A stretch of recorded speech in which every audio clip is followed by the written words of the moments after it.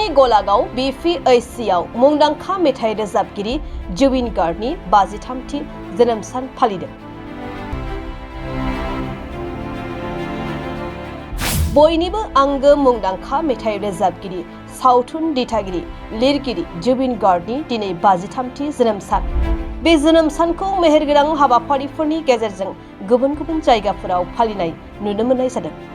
बेबायदिनो बाक्सा जिल्लानि सिङाव थानाय गलागाव सावस्रि मिरुआवबो देहा फाहामसालि आफाद आरो बेनि मावथिफारियाफोरनि बानजायनायाव जुबिन गार्गनि 53थि जोनोम सानखौ फालिदों।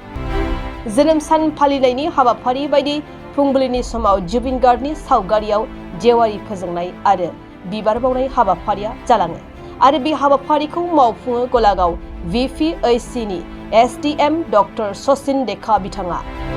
लोगोसे दिनैनि बे हाबाफारियाव जुबिन गार्गनि मोजां मोननाय बिफां नागेश्वर बिफांखौ फां 50निबो बांसिन गायनायखौ नुनो मोननाय जायो। बे हाबाफारियावनो बाहागो लाफैबावनो हादोंमोन गलागाव BPHCनि LD एबा मसलपुर जिल्ला UPFLनि नेहाथारि बिजु बर' कसारी, गलागाव BPHCनि PHAM खगेन दास बिथाङा आरो गलागाव ओनसोलनि फोरोंगिरि समाज सिबियारि बिथांमोनहा।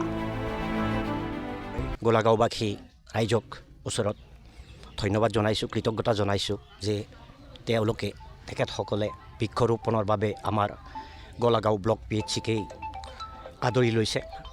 গলাগাঁও ব্লক PHCৰ সৌন্দৰ্য বৰ্ধনত তেখেতসকলে গুৰুত্ব আৰোপ কৰিছে। মই তেখেতসকলক ধন্যবাদ জনাইছো। আমাৰ জুবিন গাৰ্গৰ 53তম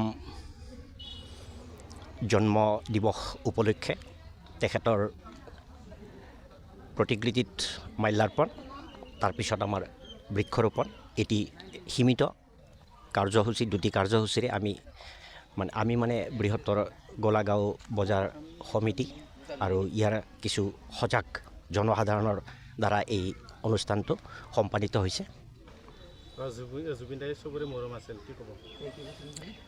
জুবিন প্ৰাণৰ জুবিন, হিয়াৰ আমঠু জুবিন, হাৰ্ট থ্ৰব জুবিন। অসমত আজিলৈকে এনেকুৱা এজন শিল্পীৰ জন্ম হোৱা নাই যাক প্ৰাণৰ শিল্পী বুলি ক'লে নামটো আহে। আজিলৈকে অসমত এনেকুৱা অন্য এজন শিল্পীৰ জন্ম হোৱা নাই যাক হিয়াৰ আমঠু বুলি ক'লে নামটো আহে। আজিলৈকে অসমত এনেকুৱা এজন শিল্পীৰ নাম হোৱা নাই যাক হাৰ্ট থ্ৰব বুলি ক'লে তেওঁৰ নামটো আহে। সেইজন এজনেই মাত্ৰ শিল্পী প্ৰাণৰ জুবিন, হিয়াৰ আমঠু জুবিন, हार्ट थ्रब जुबिन। नोंथांमोना गोब्राब नाजासेयावबो जेरावबो जाफुंसारनो हायाखै नामा? जानांदों नामा गुबुन गुबुन रोखोमनि जेंनाजों मोगा-मोगि? जुदि जेरावबो जाफुंसाराखैब्ला आरो बायदि जेंनाजों मोगा-मोगि जानांदों, अब्ला बेफोरनिफ्राय जेंना बोस्रांनायनि राहाखौ लादो।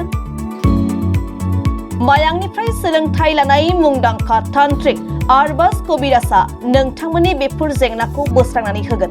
बयनिबो गेजेराव सोमजिबाय थाग्रा जेंनाफोर जेरै सोलोंथाइ लानायाव सोमजिनाय जेंना, हास्थायब्लाबो साख्रि मोनैनि जेंना, फालांगियाव जेंना सोमजिनाय, हा हुनि जेंना, बिसि फिसायनि गेजेराव दावराव दावसि जानाय, मोजां मोनलायनायाव हेंथा सोमजिनाय जेंना, जुलि जानायनि उनाव गथ' मोनैनि जेंना, फेग्रा एबा निसा मुवा लानायखौ गारहोनायनि राहा, सुथुरनि गाज्रि नोजोरखौ दानगारनाय, जुलि जाखांनायनि उनाव गुबुनजों मोजां मोनलायनायनि सोमोन्दो लाखिनाय, राजखान्थि बिथिङाव जेंना, बायदि बायदि जेंनाफोरखौ गैया खालामनायजों लोगोसे गोसो बोनो हानाय गोहोनि ताबिज एबा राजमुहिनि ताबिजखौ मुंदांखा आरबाज कबिराजनिफ्राय मोननो हागोन। अब्ला मानोथो गोबाव खालामनो? नोंथांनि जेंनाखौ गैया खालामनो थाखाय 7908887945 मबाइल नम्बराव फोनांजाब खालामदो आरो आरबाज कबिराजनिफ्राय सुबुरुन लादो।